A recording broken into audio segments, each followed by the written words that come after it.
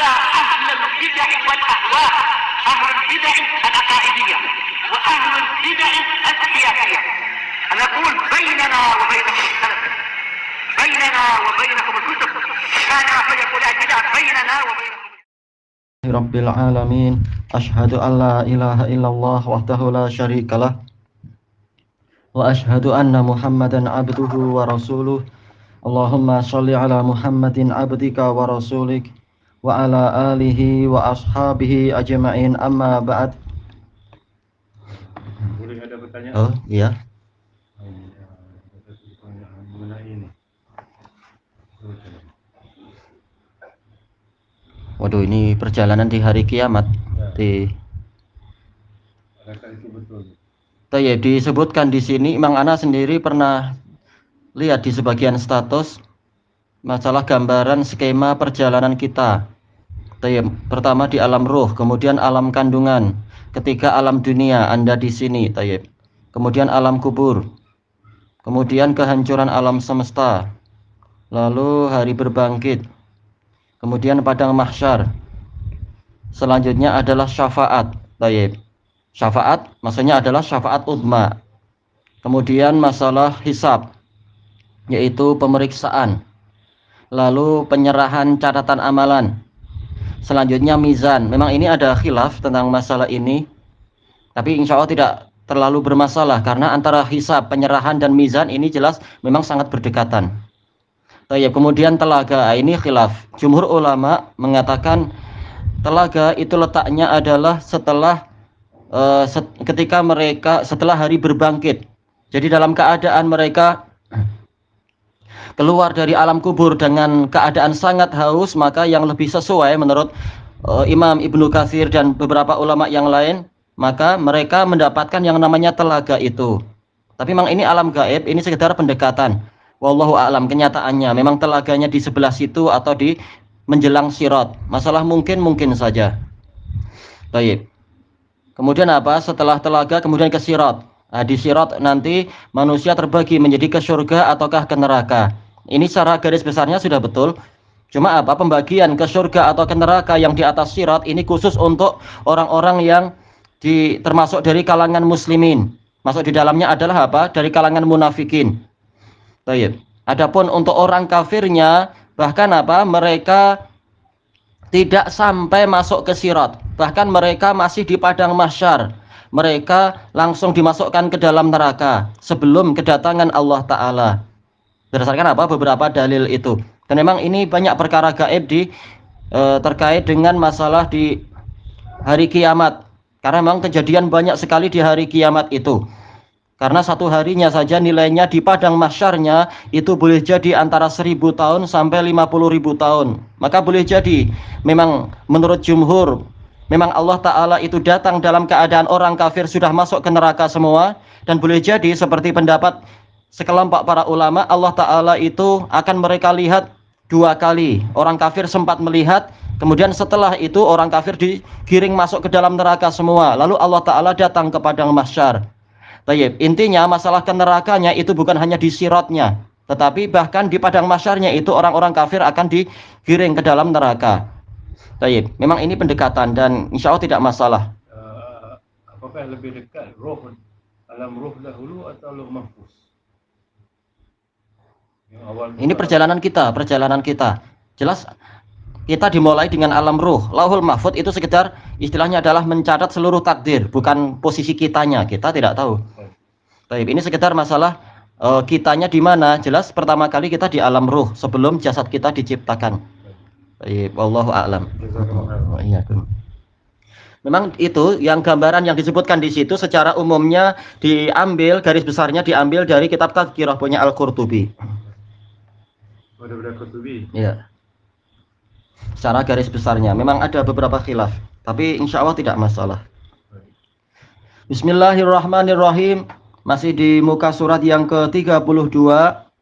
Qala Syekhuna Radman Ibnu Ahmad Al-Hubaisy hafizahullahu taala, fasal fil hasi ala ta'awuni fi iftaris shaim. Ini sudah Kak ya? Tamam.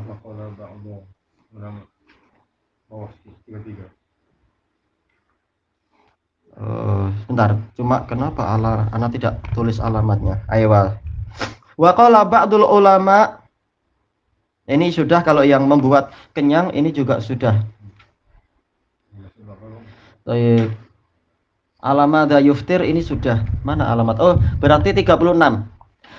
Summa qala Ibnul Qayyim rahimahullah an fawaidit tamar. Lalu Imam Ibnul Qayyim rahimahullah dalam Zadul Ma'ad itu berbicara tentang keutamaan kurma. Yang pertama, yuqawwil kabid, menguatkan jantung.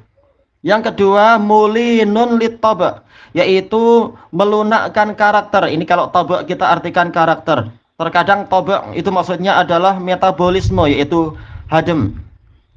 Yang ketiga, yubri'u min khusyunatil halaq, membersihkan atau menyembuhkan, yaitu apa? Membuat jadi sehat lagi dengan seizin Allah dari kerasnya tenggorokan.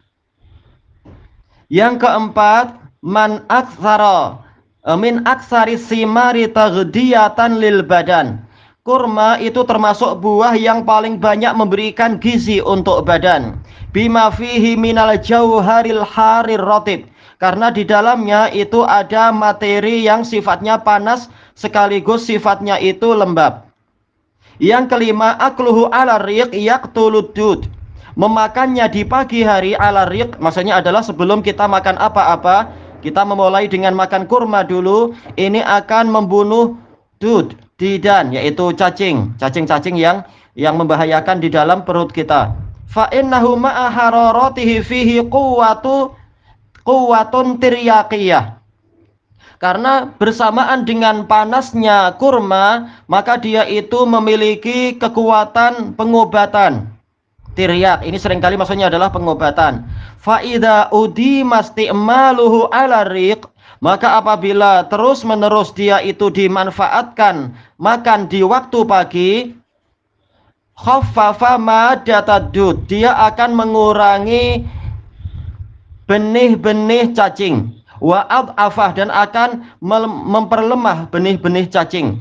Wa qallalahu au qatalah, akan mempersedikit benih-benih cacing tadi atau bahkan membunuhnya. Wa huwa faqihatun wa ghidha, kurma itu adalah buah sekaligus gizi, wa dawa sekaligus obat, wa syarab juga minuman, wa halwa sekaligus sebagai manisan. Tayyib, selesai dari Tibun Nabawi. Tibun Nabawi ini dicetak bergabung dengan apa? Memang dia adalah masuk dalam kandungan Zadul Ma'ad. Fasal al-hasu ala kasrati du'ai minas shaim, dorongan untuk orang yang berpuasa itu banyak berdoa. Ya, ini kesempatan emas sepanjang masa-masa puasa, maka jangan disia-siakan waktunya. Wa an Abi Hurairah radhiyallahu anhu qala Rasulullah sallallahu alaihi wasallam, dari Abi Hurairah radhiyallahu anhu yang mengatakan Rasulullah sallallahu alaihi wasallam bersabda, salah satun la turaddu da'watuhum, ada 3 jenis manusia yang mana doa mereka tidak tertolak. Al-imamul adil, pertama adalah pemimpin yang adil. Yang kedua, wasoimu hatta yuftir, orang yang berpuasa sampai berbuka. Baik, tanpa harus kita harus menghadap ke kiblat, kemudian yaitu berwudu lalu menghadap kiblat lalu membuka dengan pembukaan tasbih dulu dan apa, tidak harus demikian. Bahkan sambil kita mungkin bekerja ini dan itu, kita banyak istighfar, ini juga doa istighfar dan semacamnya. Baik, dan juga mendoakan orang tua kita dan seterusnya. Wa da'watul madlum tuhmalu 'alal ghamam, doa orang yang terdolimi itu akan dibawa di atas ghamam, yaitu awan atau naungan. Wa tuftahu laha abwabus samawat, dan pintu-pintu langit akan dibukakan untuk doa orang yang terdolimi.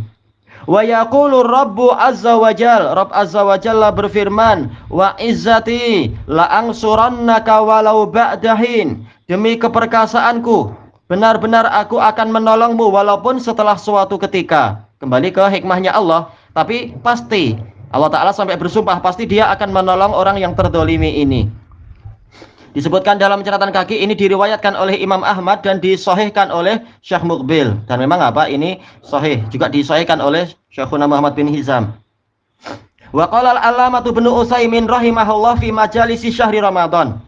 Syekh Utsaimin mengatakan wa min adabi siyam al-mustahabbati kasratul qiraati wa dzikri wa du'a.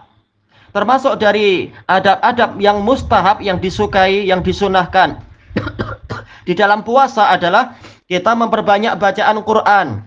Ya, jangan sampai sama aja selain puasa dengan puasa, selain Ramadan dengan bulan yang lain, Ramadan dengan bulan yang lain sama aja. Jangan. Di bulan Ramadan diperbanyak lagi. Baik. Demikian pula zikir, doa, wassalah, juga salat. Salat qiyamul lail, alhamdulillah Allah menolong. Demikian pula diusahakan salat duha 2 rakaat, kalau mampu 4 rakaat alhamdulillah, dan salat-salat sunnah yang lain. Baik. Wassadaqah, juga sedekah. Lalu bagaimana dengan yang berhalangan? Kembalinya kepada niat. Sebagaimana dikatakan oleh Syekhuna Yahya hafizahullahu taala dalam fatwa beliau beberapa malam yang lalu disebarkan itu.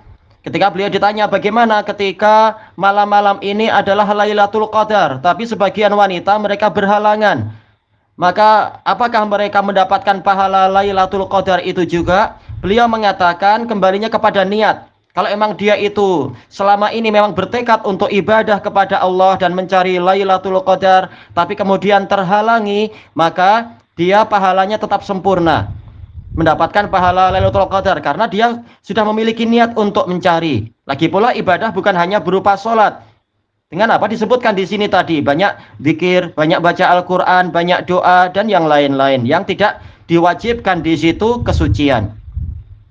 Qala Rasulullah sallallahu alaihi wasallam salasatun la turadu da'watuhum. Lalu Syekh Utsaimin menyebutkan sabda Rasulullah sallallahu alaihi wasallam yang tadi, ada 3 jenis manusia yang doa mereka itu tidak tertolak. As-shaimu hatta yuftir, orang yang berpuasa sampai berbuka. Wal imamul adil, dan pemimpin yang adil. Dijelaskan dalam syarahnya, tidak harus dia pemimpin yang tertinggi, kepala negara, boleh jadi kepala sebagian wilayah atau kepala desa, dan bahkan sekedar kepala keluarga, masing-masing sesuai dengan bebannya. Wa da'watul madlum yarfa'uha Allahu fawqal ghamam. Doa orang yang terdolimi ini akan diangkat oleh Allah Ta'ala di atas naungan. Wa tuftahu laha abwabus sama. Pintu-pintu langit akan dibukakan untuknya. Menunjukkan betapa pentingnya doa ini di sisi Allah Ta'ala. Betapa terangkatnya kualiti orang yang terdolimi itu. Lalu dia berdoa pada Allah. Wa yaqulur Rabb, Allah Ta'ala berfirman, wa izzati wa jalali la'angsurannaka walau ba'dahin. Demi keperkasaanku dan keagunganku, pasti aku akan menolongmu walaupun setelah suatu ketika. Wa ani ibni Abbas radhiyallahu anhuma qala kana Rasulullah sallallahu alaihi wasallam ajwadan nas. Dari Ibni Abbas radhiyallahu anhuma yang mengatakan, dulu Rasulullah SAW adalah orang yang paling dermawan. Ini umum.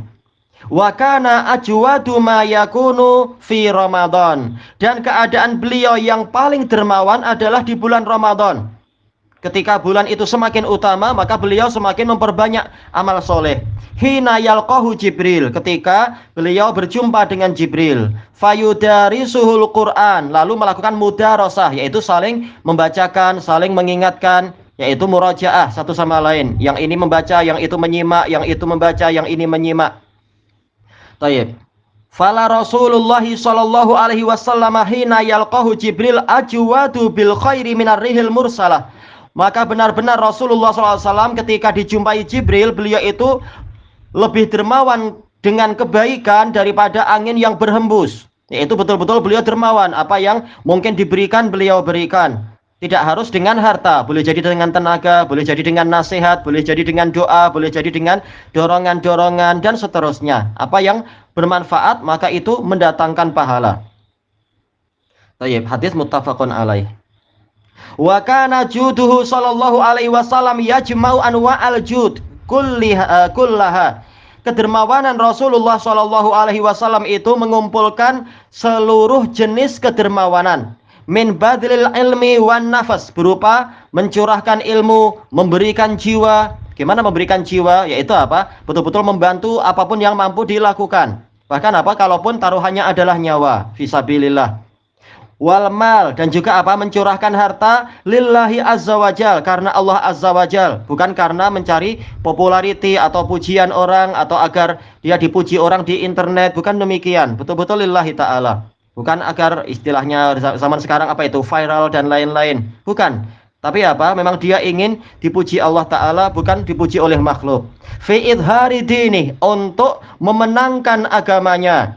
Jadi jangan dengan alasan ikhlas lalu sama sekali sudahlah, saya tidak mau menolong agama Allah, saya diam saja. Ikhlas bukan di situ. Ikhlas adalah memang beribadah, memang beramal, tetapi niatnya karena Allah. Wa hidayati ibadih, membimbing para hamba Allah. Wa isolin naf'i ilaihim, menyampaikan manfaat kepada mereka. Bikulli tariq, dengan segala jalan. Min ta'limi jahilihim, berupa mengajari orang yang jahil. Wa qada'i hawaijihim, menunaikan keperluan-keperluan mereka. Wa ita'ami ja'iihim, memberi makan orang lapar dari kalangan mereka. Wa kana juduhu yatadha'afu fi Ramadan, kata Imam Ibnu Utsaimin, dan kedermawanan Rasulullah SAW itu berlipat ganda di bulan Ramadan. Li syarafi waqtih, karena kemuliaan waktunya. Wa mudha'afati ajrih, dan berlipat gandanya pahalanya. Wa i'anatil abidina fih, dan menolong dan ditolongnya para hamba di dalam bulan Ramadan. Iya, di bulan yang lain terkadang apa? Kita sulit untuk menjalankan beberapa jenis ibadah, tapi di bulan Ramadan betul-betul kita ini sangat tertolong. Bersemangat berlipat ganda dan seterusnya. Maka jangan heran kalau Rasulullah pun di bulan Ramadan lebih hebat lagi kedermawanan beliau. Ala ibadatihim, untuk mereka itu beribadah. Wal jam'i bainas siyami wa ita'amit ta'am, dan Rasulullah menggabungkan antara puasa dan memberi makan orang lain. Wa huma min asbabi dukhulil jannah, dan dua-duanya termasuk sebab untuk masuk ke dalam surga. Tayyib, sebagaimana apa? Di dalam hadis Abdullah bin Salam yang diriwayatkan oleh Imam Tirmidzi itu. Ya ayyuhan nas. Kemudian disebutkan apa itu? Afsus salam wa at'imut ta'am. Kemudian di antaranya adalah wasallu wan nasu niyam tadkhulu jannata rabbikum bisalam. Wahai manusia, tebarkanlah salam dan berikanlah makanan. Kemudian juga sholatlah kalian dalam keadaan orang-orang tidur, yaitu qiyamul lail. Niscaya kalian akan masuk ke dalam surga dengan penuh keselamatan. Baik, demikian pula masalah puasa. Sampai ada pintu khusus babur royan.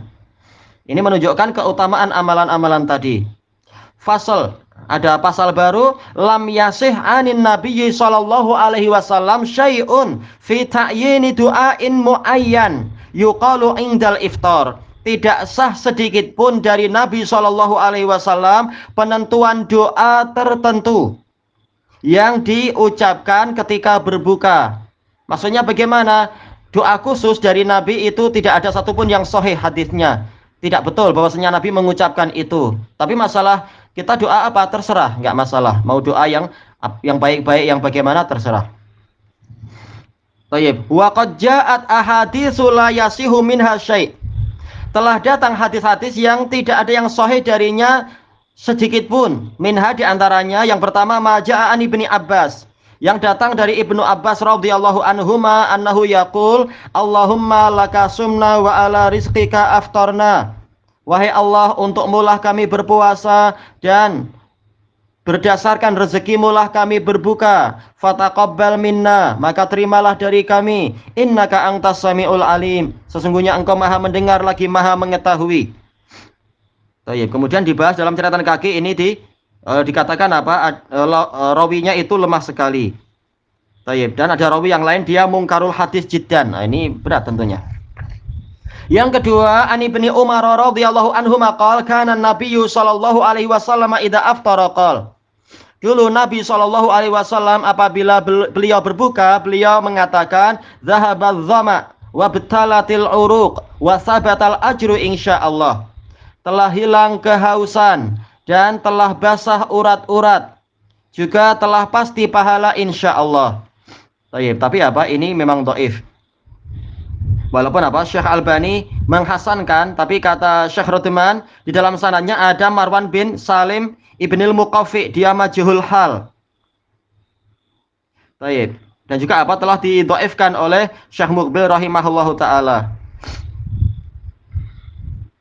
Dan juga apa Al-Hafidz Ibnu Hajar mengatakan makbul, yaitu apa? Dia tidak boleh untuk hujjah, sekedar boleh untuk penguat, tapi memang tidak ada penguat di sini. Jadi yang betul memang apa? Hadisnya dhaif.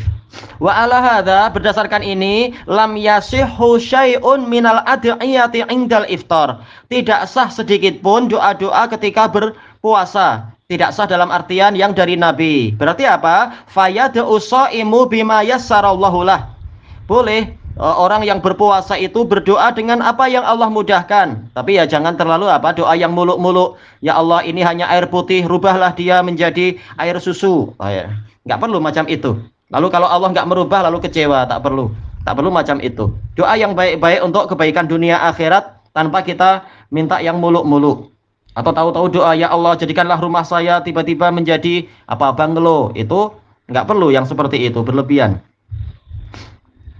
Tapi apa? Kalau berdoa mungkin suatu saat bertahun-tahun kemudian memang berubah, boleh jadi dikasih rezeki. Tapi jangan kemudian menghayalkan berupa macam sulap. Pagi-pagi tahu-tahu rumahnya berubah dan sebagainya. Nggak perlu doa yang terlalu berlebihan. Qal minal ad'iyah, dari doa-doa. La siyama al jawami'i minad doa, terutama doa yang sifatnya adalah mencakup keseluruhan. Seperti Rabbana atina fid dunya hasanah misalkan, atau Allahumma inni as'aluka ilman nafi'an wa rizqan thayyiban wa amalan mutaqabbala, dan semacam itu. Qala al-allamah Ibnu Utsaimin rahimahullah fi majalisi syahri Ramadan wa yanbaghi an yad'uwa 'inda fitrihi bima ahab. Hendaknya ketika dia berbuka, dia berdoa dengan apa yang paling dia sukai. Ya, doa yang bagus-bagus. Tapi jangan apa doa yang berisi kedzaliman, itu nggak boleh. Assalamualaikum. Jangan doa, ya Allah saya ini sudah bengang lah sama PM, tukarlah nanti PKP itu buat saya letih. Jangan boleh doa macam itu. PM dah berusaha yang baik-baik. Nah, kita doa yang baik pula. Baik, wa rabbuna wa qala rabbuna fi kitabihil karim wa idza sa'alaka ibadi anni fa inni qarib. Dan apabila para hambaku bertanya kepadamu wahai Rasulullah tentangku, maka sesungguhnya aku itu dekat. Ujibu da'watad da'i idza da'an. Saya yaitu aku mengabulkan doa orang yang berdoa kepadaku apabila dia berdoa. Berarti apa? Memang kita disuruh usaha dulu, disuruh apa? Memohon, jangan diam aja. Memang apa? Kita disuruh untuk banyak-banyak mohon pada Allah. Nanti Allah kabulkan. Wa qala ta'ala wa qala rabbukum ud'uni astajib lakum. Allah Ta'ala berfirman dan Rabb kalian berfirman, berdoalah kalian kepadaku, niscaya aku akan kabulkan untuk kalian. Kenapa? Sebenarnya dimulakan doa dengan yang ini. Yang Wa qala rabbukum ud'uni. Itu jayat, Allah menjanjikan itu. Nah, tinggal apa kita mohon apa yang kita sukai. Alhamdulillah selama ini doa-doa orang-orang yang sungguh-sungguh dan memenuhi syarat-syarat terkabulnya doa memang dikabulkan, masya Allah. Dan itu terbukti, selalu terbukti. Allah Ta'ala Maha Dermawan dan memang tidak mengingkari janji. Yang penting apa? Kita jangan buruk sangka. Kalau wa amma hadisu Abdullah bin Amr marfu'an, adapun hadis Abdullah bin Amr dari Nabi SAW, inna lis-shaimi 'inda fitrihi da'watan la turad. Sesungguhnya orang yang berpuasa ketika berbuka itu punya doa yang tidak tertolak. Faqad akhrajahu Ibnu Majah wa fi sanadihi Ishaq bin Ubaidillah ibni Abil Muhajir. Di dalam sanadnya ada Ishaq bin Ubaidillah bin Abil Muhajir fahuwa majhul. Baik, yaitu apa? Tidak dikenal. Wa bihi a'allal haditsa Al-Imamul Albani fil Irwa. Dengan sebab orang inilah Syekh Albani menyatakan hadis ini berpenyakit. Tapi cukup hadis yang tadi. Hadis siapa itu tadi? Hadis Abi Hurairah tentang doa tentang 3 jenis orang yang doanya tidak tertolak. Itu bagus. Di antaranya apa? Orang yang berpuasa sampai dia berbuka. Oke, kita tambah sedikit. Fasal fil hasi alas sahur. Alas suhur. Sinnya di dhammah karena ini perbuatan, yaitu bersahur. Kalau sahur dalam artian sinnya di fathah, sahur ini alatnya, yaitu berupa makanan mungkin atau minuman. Tapi jelas yang diinginkan di dalam tajuknya ini adalah masdar yang kembali kepada fi'il, as-suhur. Seperti wudu. Wudu ini amalannya. Kalau wadu itu alatnya, yaitu air. Baik. Wa an Anas bin Malik radhiyallahu anhu qala Rasulullah sallallahu alaihi wasallam tasahharu fa inna fi sahuri barakah. Rasulullah SAW bersabda, bersahurlah kalian karena sesungguhnya di dalam fis suhur. Nah, ini boleh dua, sahur atau suhur, kembalinya ke perbuatan atau ke alatnya. Alatnya diberkahi oleh Allah Ta'ala. Makanan sahur itu diberkahi, ada keberkahan. Tayyib. Walaupun apa, kadang kita malas, kita biasanya makan pagi pun mungkin orang-orang mungkin jam 8, jam 9, sementara sebelum subuh makan, ini biasanya perut kita itu masih mengantuk. Tapi jangan ditinggalkan. Kenapa? Iya, terkejut. Diusahakan untuk apa? Jangan ditinggalkan, walaupun dengan seteguk air ataupun dengan beberapa butir nasi atau beberapa suap nasi, roti dan sebagainya. Karena biasanya nanti setelah kita puasa jam 9, 10, 11 kita menyesal. Aduh, kenapa tadi tidak sahur banyak-banyak? Sekarang baru menyesal. Nah, mumpung belum menyesal, maka jangan tinggalkan sahur. Tayyib, diriwayatkan oleh Bukhari dan Muslim. Ta'rifus suhur. Tayyib, sekarang ada pembagian sekarang. As-sahur bi fathisin, dengan fathah sahur, ismu ma yutasahharu bih, nama dari sesuatu yang digunakan untuk bersahur, minat ta'ami wasyarab, berupa makanan atau minuman, yaitu alatnya. Wa biddam, sekarang suhur, al masdari, itu masdarnya, yaitu perbuatannya, melakukan ini, melakukan apa? Makan dan minum tadi. Wal fi'lu nafsah, wal fi'lu nafsuh, yaitu perbuatan ini. Wa aktsaru ma yurwa bil fath, yang sering diriwayatkan dengan fathah, sahur. Waqil inna shawaba biddham, ada yang mengatakan yang betul pakai dhammah, suhur, karena kembali ke perbuatan. Li'annahu bil fathah at-ta'am, karena kalau di fathah sahur ini makanannya. Wal barakatu wal ajru was sawabu fil fi'il la fit ta'am, sementara keberkahan, pahala dan ganjaran itu dalam perbuatannya, bukan dalam masalah makanan. Walaupun apa, bukan tidak mungkin makanannya juga diberkahi. Sebagaimana kata Syekh Yahya dengan berdasarkan hadis Abi Hurairah, setiap barang yang halal itu ada berkahnya. Tapi intinya tentu keberkahan yang terbesar ada pada perbuatannya, pada ibadahnya. Faidah alhasil walhasil annahu bil fath ismun lima yu'kal. Kesimpulannya apa? Kalau dia di fathah, sahur ini nama dari benda yang dimakan di waktu itu. Wa biddham ismun lil fi'li at-tasahhur. Kalau di dhammah, suhur ini perbuatannya. Faidah qauluhu alaihi salatu wassalam fa inna fi suhuri barakah. Sabda Nabi sallallahu alaihi wasallam, karena sesungguhnya di dalam sahur itu ada keberkahan. Keberkahannya macam apa sih? Qala al-hafidz fil fath, Ibnu Hajar dalam Fathul Bari mengatakan al-barakah likaunihi yuqawwi ala shaum, karena makanan ini tadi ataupun minuman menguatkan sahur. Menguatkan puasa, teman. Wa yunashitulah, menyebabkan kita giat, kita bersemangat sehingga nanti masih mampu melakukan aktiviti, kita punya tenaga. Wa yukhaffiful masyaqqata fih, dan meringankan kesulitan yang dialami sepanjang puasa. Alhamdulillah kita sudah punya bekal, sudah dicas dulu baterainya kalau pakai baterai. Tapi robot sih nggak wajib puasa ya, ini mainannya. Tayyib, waqil al-barakah ma yatadammanu minal istiqad. Keberkah, ada yang mengatakan berkahnya itu dari sisi apa?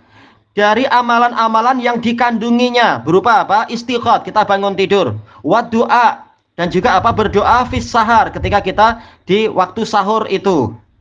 Baik, ini juga bagian dari berkah. Wal aula annal barakata fis suhur tuhsalu bi jihatin mutaaddidah. Kata Ibnu Hajar, yang lebih utamanya keberkahan di dalam sahur itu dihasilkan dari arah yang beraneka ragam. Wahia diantaranya apa? Ittiba'us sunnah. Jayid. Ibnu Hajar pertama kali menyebutkan apa? Ikut sunnah. Ikut sunnah pasti mendatangkan berkah. Yang kedua, mukhalafatu ahlil kitab, menyelisihi ahli kitab yang memberat-beratkan diri puasa tanpa sahur. Tayyib, ini meletihkan.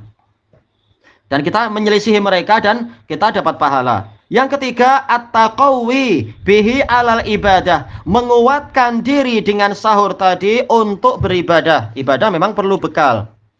Taib. Wa ziyadatu fin nasyat. Yang keempat, menambah semangat sepanjang hari.